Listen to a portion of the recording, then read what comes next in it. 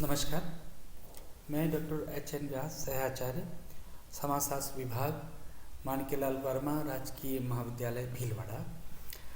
आज अपन भारत में बाल अपराध, जो कि बीए सेकंड ईयर के सेकंड पेपर के अंतर्गत हमारा है, उसका अध्ययन करेंगे। तो भारत में बाल अपराध को रोकने के साविधिक उपाय, statutory reforms of prevent juvenile delinquency in India। बाल अपराधियों की संख्या में कमी करने के उद्देश्य से भारत में अनेक संवैधानिक उपाय किए जा रहे हैं। अनेक प्रशिक्षण, सहायता एवं संस्थाओं आदि का प्रावधान किया जा रहा है,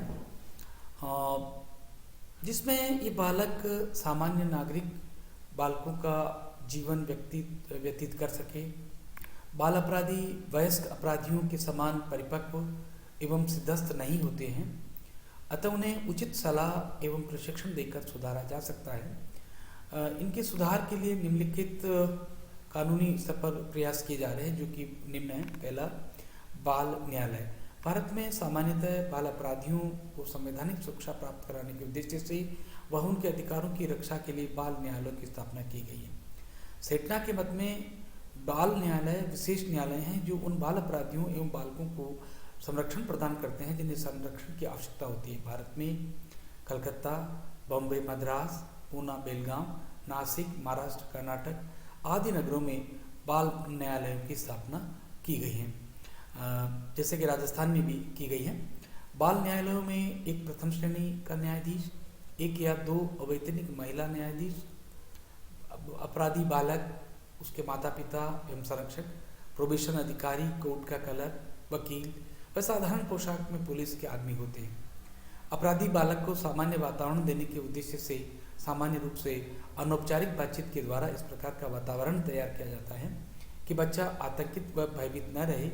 दंड के रूप में जुर्माना, चेतावनी, अच्छे व्यवहार का बांड भरवाना, माता पिता को सौंप देना आदि कार्य किए जाते हैं। इन न्यायालयों द्वारा बालकों का अपेक्षित सुधार हुआ है, अतः इनमें सुविधाओं की वृद्धि करनी आवश्यक है।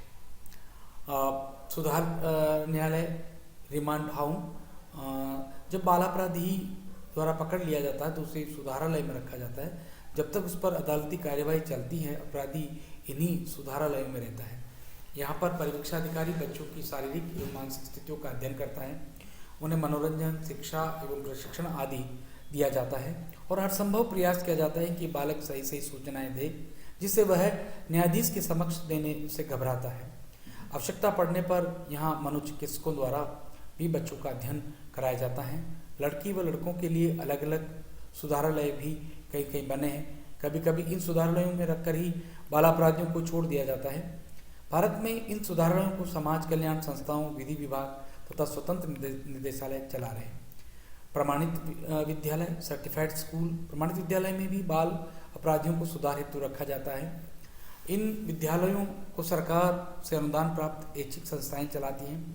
भारत में दो प्रकार के विद्यालय हैं। पहला, जूनियर सर्टिफाइड विद्यालय, जिनमें 12 वर्ष से कम आयु के बालक सामान्य शिक्षा पाते हैं, तथा दूसरा सीनियर सर्टिफाइड विद्यालय, जहाँ 12 से 16 वर्ष के बाल अपराधियों को प्राविधिक शिक्षा प्रशिक्षण दिया जाता है।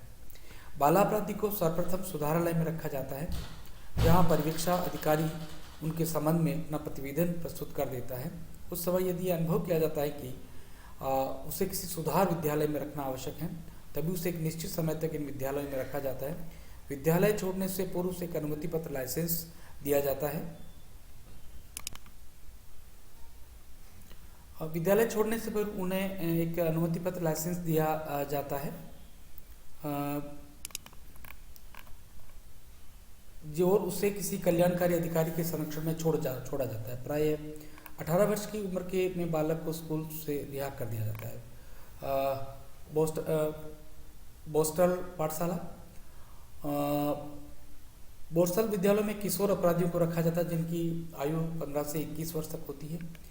अमेरिका में बोस्टल नामक स्थान पर इस प्रकार के विद्यालयों की स्थापना की गई थी। इसी कारण इनका नाम बोस्टल विद्यालय रखा गया। इन स्कूलों में अपराधी किशोरों को अच्छे आचरण की शिक्षा एवं अनुशासन में रहने के प्रशिक्षण दिए जाते हैं। भारत में भिन्न भिन्न राज्यों में इन विद्यालयों में अपराधियों को रखने का समय अलग अलग है, जो 2 वर्ष से लेकर 5 वर्ष तक हो सकता है। ये बोस्टर्स विद्यालय 2 प्रकार के हैं। पहला बंद विद्यालय, जो किसी कारागार की बिल्डिंग में होते हैं, जहाँ मुख्य द्वार खुला रहता है और दिनचर्या का कार्य 4 दीवारी के बाहर किया जाता है तथा सुरक्षा की पूर्ण व्यवस्था होती है। खुले विद्यालय जो एक साधारण भवन में होते हैं, इनके चारों ओर कोई 4 दीवारी नहीं होती है। इनमें औद्योगिक प्रशिक्षण दिया जाता है, जिससे भवन निर्माण कार्य, इंजीनियरिंग आदि की शिक्षा दी जाती है। अपराधी को 2 या 3 वर्ष तक इन स्कूलों में रखा जा सकता है। बाद में किसी परिवीक्षा अधिकारी के साथ अपराधी को संबद्ध कर दिया जाता है। भारत में मद्रास, बंगाल, मैसूर एवं बॉम्बे आदि में ये स्कूल स्थापित है। सहायक गृह, असिस्टेंट हाउस, इन गृहों में बाल अपराधियों की कुछ समय तक रखा जाता है, जहाँ समाज कार्यकर्ता उनका अध्ययन करते हैं, वह उनकी प्रवृत्तियों का अध्ययन करते हैं और गृह प्रमाणित स्कूलों के साथ संबंध रहते हैं। पालक गृह, इन्हें पालक गृह इसलिए कहा जाता है कि इनमें 10 वर्ष से कम आयु के बाल अपराधियों को रखा जाता है। जिन बालकों को प्रमाणित स्कूल में नहीं भेजा जा सकता, उन्हें यहाँ रखकर सुधारा जाता है। इन गृहों को ऐच्छिक संस्थाएं चलाती है और उन्हें सरकार द्वारा वित्तीय सहायता प्राप्त की जाती है। सुधारालय, जिन राज्यों में बाल अधिनियम नहीं है, उन राज्यों में सुधारालय अधिनियम के अंतर्गत सुधारालय स्थापित है, जहाँ बाल अपराधियों को रखा जाता है। इन गृहों में रहकर अपराधी कोई ऐसा प्रशिक्षण ले लेते हैं जिसमें आगे चलकर कोई व्यवसाय कर सके। इनमें बालकों को दूषित वातावरण से अलग रखा जाता है तथा उनकी शिक्षा व प्रशिक्षण का प्रबंध किया जाता है। वे बाल अपराधी जिन्हें लंबी सजा मिली, तो उन्हें गृहों में 7 वर्ष तक रखे जा सकते हैं। हिसार, लखनऊ, सिकंदराबाद, हजारीबाग व जबलपुर में इस प्रकार के गृह हैं जो सुधारात्मक कार्य कर रहे हैं। परिवीक्षा छात्रावास, प्रोबेशन हाउस, हॉस्टल्स, जिन अपराधियों को न्यायालय द्वारा परिवीक्षण पर रिहा किया जाता है, जिनके माता पिता नहीं होते हैं अथवा जिन बालकों का घर का वातावरण उनके रहने से क्या अयोग्य समझा जाता है, उन बालकों के लिए परिवीक्षा छात्रावास की व्यवस्था की जाती है। इन छात्रावासों में रहने वालों को व्यवसाय करने, घूमने फिरने, नौकरी करने की पूरी स्वतंत्रता होती है। केवल रात्रि को वहाँ समय पर पहुँचना आवश्यक होता है। छात्रावास अधिकारी इन लोगों की गतिविधियों पर दृष्टि रखता है। 9, स्वस्थ बालकों के लिए संस्थाएं, कुछ इस प्रकार की संस्थाएं भी भारत में स्थापित हैं जो इन बालकों को प्रशिक्षण देने का कार्य करते हैं, जिनके साथ परिवार के द्वारा अच्छा व्यवहार नहीं किया जाता है अथवा क्रूरता का व्यवहार किया गया जाता है। इन संस्थाओं में बाल अधिनियमों के अंतर्गत आने वाले बालकों को रखा जाता है। यह एक प्रकार के अनाथालय ही हैं, उनका प्रबंध जनता द्वारा किया जाता है। उत्तर संरक्षण सेवाएं, आफ्टर केयर इंस्टीट्यूशन, जब कोई बाल अपराधी किसी सुधार संस्था में 6 माह तक रहता है और उसका व्यवहार वहाँ अच्छा होता है, तो मुख्य जेल निरीक्षक ऐसे बच्चों को उत्तर संरक्षण संस्था में भेज सकता है, जहाँ बच्चों को भोजन, निवास, स्वास्थ्य आदि का ध्यान रखा जाता है। उन्हें विभिन्न कार्य जैसे टोकरी बनाना, दरी बनाना, निवाड़ बनाना, रस्सी बनाना आदि सिखाए जाते हैं। केंद्रीय समाज कल्याण बोर्ड इन संस्थाओं पर नियंत्रण रखता है। एक परिवीक्षा अधिकारी इन बच्चों की देखरेख करता है। इन संस्थाओं का मुख्य उद्देश्य दंड की अवधि पूरी होने तक इन बालकों को संरक्षण प्रदान करना तथा इनकी पूरी देखरेख करना है। किशोर न्याय अधिनियम के स्थान पर नया किशोर न्याय बच्चों की देखभाल और संरक्षण अधिनियम 2000 लाया गया। इस नए अधिनियम में किशोर अपराधी तथा उपेक्षित बच्चों के बीच अंतर किया गया है। इसमें बच्चों को उचित देखभाल एवं उनके सामाजिक तथा भावात्मक जीवन के सुधार का प्रयास किया जाता है। किशोर सामाजिक असमायोजन के निवारण तथा नियंत्रण की स्कीम के तहत अपराधी किशोर की देखभाल हेतु 522 गृह संस्थाएं सरकारी सहायता प्राप्त कर रही। उपयुक्त पृष्ठों में बाल अपराधियों में सुधार कार्यक्रमों का विवरण प्रस्तुत किया गया है।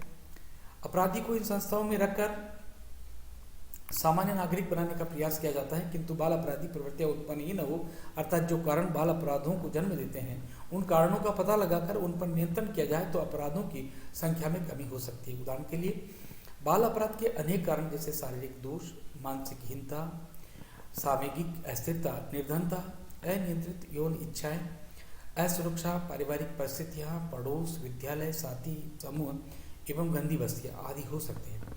यदि इन कारकों पर नियंत्रण रखा जाए तो वातावरण में सुधार लाया जा सकता है, अर्थात इनके निरोधात्मक साधनों का प्रयोग कर बालापराध को जन्म देने वाले कारणों को दूर किया जा सकता है। इसके लिए निम्न साधनों का प्रयोग किया जा सकता है। पहला, बाल अपराध के निरोधात्मक साधन। बाल अपराधों को रोकने के लिए कुछ साधनों की प्रयुक्त किया जा सकता है, जो कि परिवार। पहला, बाल अपराधी अधिकांश परिवार में जन्मते हैं। यदि परिवार में बालकों का समाजीकरण स्वस्थ वातावरण में किया जाए तो उनके स्वास्थ्य आवश्यकताओं, रुचियों, इच्छाओं एवं उचित शिक्षा आदि का पूरा ध्यान रखा जाए तो बालक समाज सम्मत आचरण करेंगे। अतः परिवार बालकों को अपराधी बनने से रोक सकता है। मनोरंजनात्मक अभिकरणों की स्थापना। बाल अपराधों को रोकने के लिए मनोरंजनात्मक केंद्र जैसे क्रीड़ा स्थल, नाट्यशाला, सामुदायिक केंद्र व कठपुतली प्रदर्शन आदि की स्थापना की जा सकती है, जिसमें बालक अपना खाली समय स्वस्थ मनोरंजन करके बिता सके। इससे उसमें अपराधी भावना के विकास के लिए समय ही नहीं मिलेगा और उन्हें स्वस्थ भावना का विकास होगा। तीसरा, सुविधाहीन बालकों को सहायता। बाल निर्देशन केंद्रों की स्थापना, संबंधित कार्मिकों का प्रशिक्षण, प्रचार, इस प्रकार अनेक कार्यक्रमों के द्वारा बाल व्यवहारों को समझकर उन्हें सही दिशा में प्रोत्साहित किया जा सकता है और बालकों के सामाजिक वातावरण को स्वस्थ दिशा देकर बाल अपराधों पर नियंत्रण रखा जा सकता है। अब अपन बात करते हैं अपराध और बाल अपराध में अंतर, difference between crime and juvenile delinquency. बाल अपराध और बाल अपराध दोनों ही समाज विरोधी है, किंतु दोनों में महत्वपूर्ण अंतर हैं जो कि निम्नलिखित है। पहला आधार जो है हमारा, अपराध और बाल अपराध को उनकी आयु के आधार पर अपन विभाजित कर सकते हैं। तो बाल अपराध जो है बड़ी उम्र के आयु के व्यक्तियों अर्थात 21 वर्ष या उससे बड़ी आयु के व्यक्तियों द्वारा किए गए समाज विरोधी कार्य अपराध कहलाते हैं, जबकि बाल अपराध वो होते हैं कम आयु के बालकों अर्थात 7 वर्ष से 20 वर्ष की आयु के बालकों व किशोरों द्वारा किए गए समाज विरोधी कार्य बाल अपराध कहलाते हैं। अपराध की समझ। अपराधी अपराध के परिणाम को भली भांति जानकर ही अपराध करते हैं, जबकि बाल अपराधी अपराध के परिणाम को गहनता से नहीं समझ पाते। तीसरा, सुधार।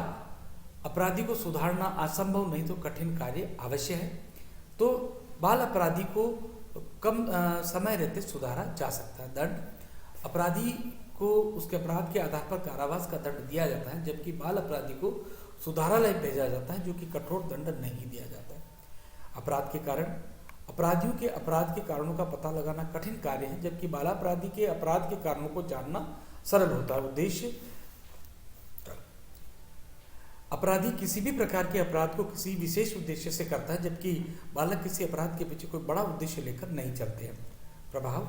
अपराधों का प्रभाव संपूर्ण समाज पर पड़ता है, जबकि बालकों के अपराध का उनकी वैयक्तिक प्रकृति के विघटन के कारण होते हैं। प्रशिक्षण।